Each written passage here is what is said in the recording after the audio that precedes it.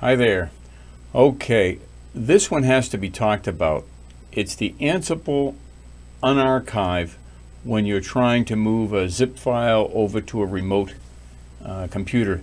There's been, I hate to say it, but I've spent for probably 2 hours trying to figure out what the problems were.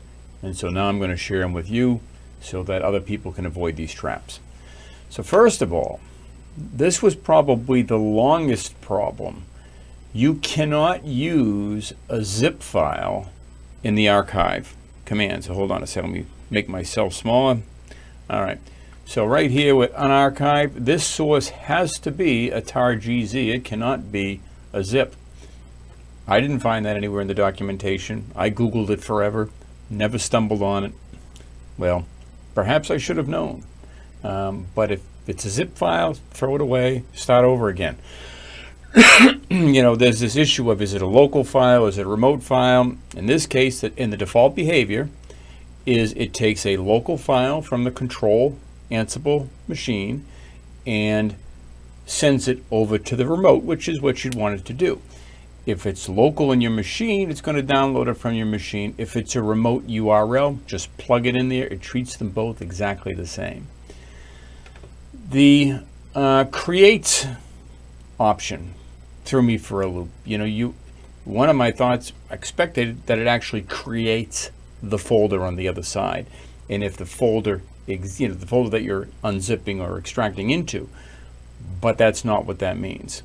In fact, the way this command works, you must create the destination directory that this file is being unzipped to first. That has to be created. They haven't got that rolled in, at least not so far as I can tell. It may exist, and I need to spend a little more time on that, but I'm so happy with a success that I'm ready to leave it right there.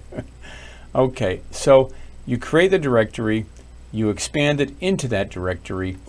It then looks for the existence. So what it's looking for is something that's been extracted.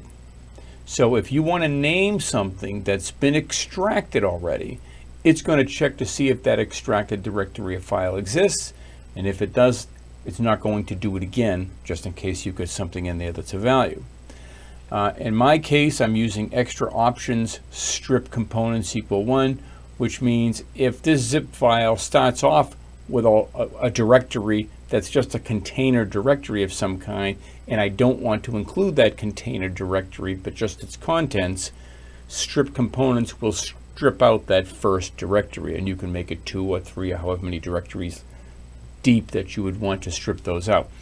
And that's it. So this is what it looked like in action. You see changed equal 1.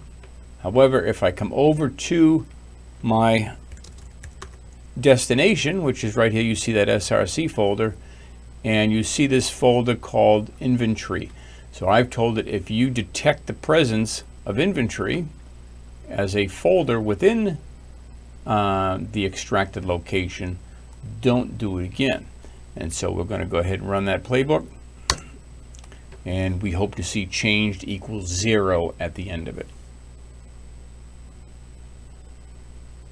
All right, and we got just what we expected, changed equals 0. So that's it. Thanks for watching. I hope that saves you a heck of a lot of time when you're Googling and you end up on this video. Bye-bye.